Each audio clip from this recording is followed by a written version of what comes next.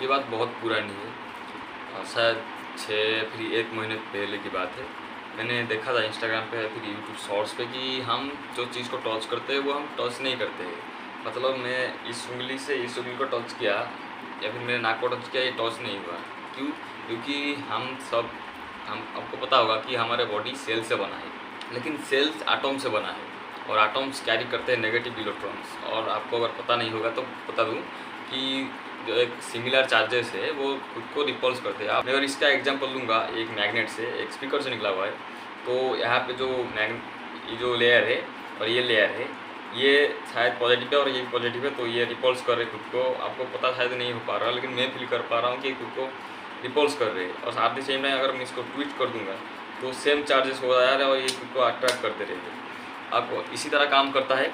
आप उस वीडियो में भी इसी तरह कुछ बताया गया था कि जो सिमिलर चार्जेस खुद को रिपल्स करते हैं, उसके वजह से हमारा इलेक्ट्रॉन जो नेगेटिव चार्जेस कैरी करता है और हमारे दोनों हाथ ही नेगेटिव चार्जेस कैरी करता है, तो हम खुद को जो टच कर रहे हैं वो टच नहीं है, ये खुद को रिपल्स कर रहे हैं। जो हमको एक फील हो रहा है कि हम टच कर रहे हैं, एक फोर्स बिटवीन इलेक्ट्रॉन्स और या फिर हमारे उंगली के बीच में जो फोर्स अप्लाई हो रहा है इलेक्ट्रॉन के जरिए, वो हमको टचेस की तरह फील हो रहा है। या फिर एग्जांपल ले सकते हैं ये क्यूब को, मैं जो टच कर रहा हूँ, ये जो क्यूब के इलेक्ट्रॉन और मैं हाथ के इलेक्ट्रॉन खुद को रिपल्स कर रहे हैं, मुझे फील हो रहा है कि मैं टच कर रहा हूँ।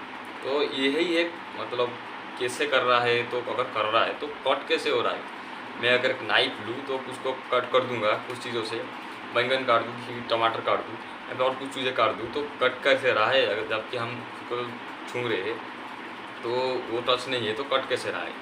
हम जानेंगे क्या सच में ये तो मैंने जो रील्स देखा था, अभी शॉर्ट्स देखा था, वो क्या सही है या फिर नहीं है। अगर सही है तो कैसे कर रहा है। तो रिसर्च करने के बाद मुझे पता चला कि ये फैक्ट सही है और ये ट्रूली सही है। मतलब ठीक है, फैक्ट है। जो फैक्ट बता रहे था, जो इन्फ्लुएंसर बता रहा था, वो फैक्ट वो सही बता रहा था। हम खुद को ट्रूली हम टच नहीं करते। हम यूनिवर्स में कुछ भी चीज़ को हम ट्रूली टच नहीं करते। हमारा जो एटम्स है, जो एटम्स क्लाउड है, जो फैलता रहता है हमारे अंदर, या फिर हमारे सेल्स जो क्रिएट हुआ है, सेल्स जिसमें क्रिएट हो जाए एटम से, वो रिपल्स कर रहा है। आपको लग रहा होगा कि कितने डिस्टेंस पे वो अटक जा रहा होगा। लाइक इस मैग्नेट का एग्जाम्पल ले लेते हैं। यहाँ पे जो रिपल्सन हो रहा है वो हाईएस्ट यहाँ पे हो रहा है। यहाँ से होने के बाद मेरा हाथ खिसक जा रहा है उस तरफ, आप देख सकते हो। बहुत ज़्यादा कम डिस्टेंस तक मैं ला जा पा रहा हूँ और उसके बाद मैं शायद टच कर दूंगा। हाँ, टच कर दिया, लेकिन रिपल्सन कर रहा है। लेकिन इसी तरह मैं बता रहा हूँ, लेकिन हमारे हाथ पे अभी कोई भी चीज़ से बीच में, अभी क्यूब के बीच में बहुत ज़्यादा क्लोजर दबा के मैं प्रेस करूँगा, इसको बहुत ज़्यादा हार्डली प्रेस करूँगा, तो तब भी टच नहीं हो रहा है।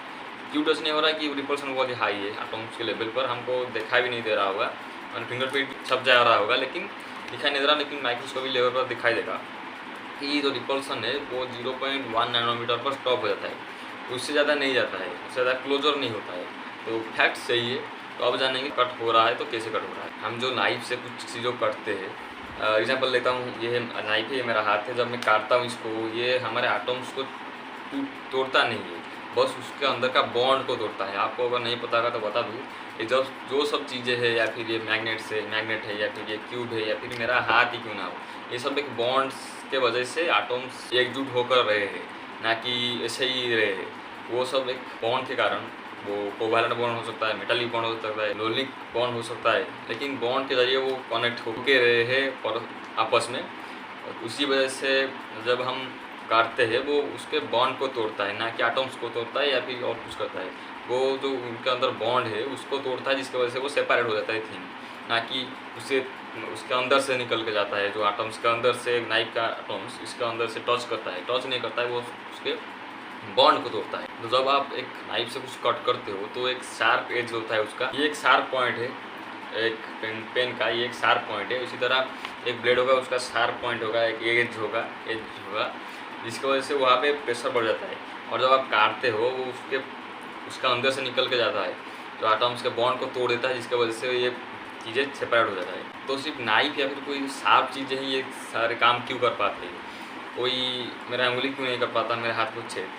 तो इसका आंसर ये है कि जब हम एक शार्प चीज़ें से कुछ को वार करते हैं या फिर कुछ को कट करते हैं, काटने को चाहते हैं, वहाँ पे उसका जो एरिया है, ब्लेड का जो एज होगा या फिर कोई नाइफ का एज होगा, वो बहुत ही पतला होगा, जिसकी वजह से वो प्रेशर बहुत ज़्यादा हाई प्रेशर होता है। प्रेशर का फॉर्मूला ही वही है कि जितना स्मॉल एरिया होगा, जितना ज़्यादा स्मॉल एरिया होगा उतना ज़्यादा हाई प्रेशर होगा।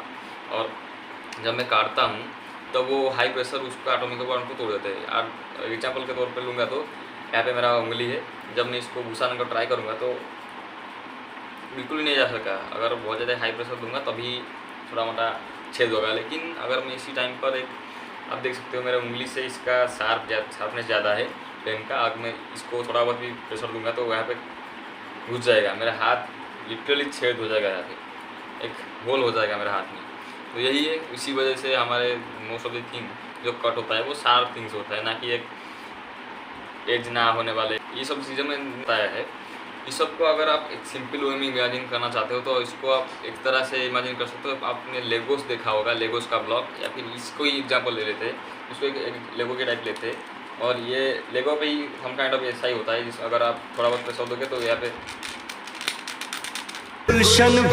लेगोस भी सम काइंड ऑफ ऐसा ही होता है, मतलब आपस में ऐसे लग जाता है और ज़्यादा आसान टूटता नहीं, लेकिन टूटता जरूर। तो इसी तरह लेगोस आप देख सकते हो, ये लेगोस का सारा काम करता है। एक एक छोटा छोटा जो बटन टाइप का होता है वो आपस में जुड़ जाता है। और लेगोस का एक वाल समझ लो, आप एक वाल को इमेजिन कर लो। और वाल में क्या होता है, अब हम अगर प्रेशर देंगे तो वाल तो टूटेगा। एक एक एक पर्टिकुलर पॉइंट पर अगर हम प्रेशर देंगे तो वाल तो टूटेगा ना लेगोस का। तो क्या इसका मतलब ये हुआ कि मेरा हाथ लेगोस के अंदर घुस गया? नहीं, वो जो लेगोस का बॉन्ड है उसको मैं तोड़ दिया। इसी तरह जो नाइफ काटता है हमारी चीज़ों को, या फिर कोई पेन वगैरह जो छेद वगैरह करता है मेरे हाथ में या फिर कोई चीज़ में, तो इसी तरह वो भी उसका बॉन्ड को तोड़ता है, ना कि उस एटम को तोड़ता है। मेरे पास तो इतना कोई हाई माइक्रोस्कोप या फिर कोई और चीज़ नहीं है जिसमें मैं प्रैक्टिकली पाऊँगा। लेकिन मेरे जितना ज़्यादा कैपेबल हूँ इटिकली बताना चाह रहा हूँ। लाइक इसका एग्जांपल लिया मैग्नेट्स का, फिर पेन से मेरा हाथ में, फिर हाथ से मेरा उंगली का, जितना पा रहा हूँ मेरा कैपेबल जितना है मैं उतना ट्राई कर रहा हूँ कि प्रैक्टिकली आपको बता पाऊँ। लेकिन अगर मैं आपको बताने जाऊँ एटॉमिक लेवल पर क्या हो रहा है, मेरे पास तो इतना हाई फाई माइक्रोस्कोप नहीं है जिसकी वजह से मैं आपको प्रैक्टिकल बता पाऊँगा। लेकिन इमेजिन कर सकते हो आप अपने दिमाग में कि कैसे काम करता है। आप अगर एक नाइफ को लोगे या फिर एक पेन को मेरे हाथ के पास को इसको इमेजिन कर दो, एटॉमिक लेवल क्या हो रहा होगा। जो शार्प एज है ये हमारे हाथ के मॉलिक्यूल्स को तोड़ रहा होगा और एटॉम को तोड़ रहा होगा।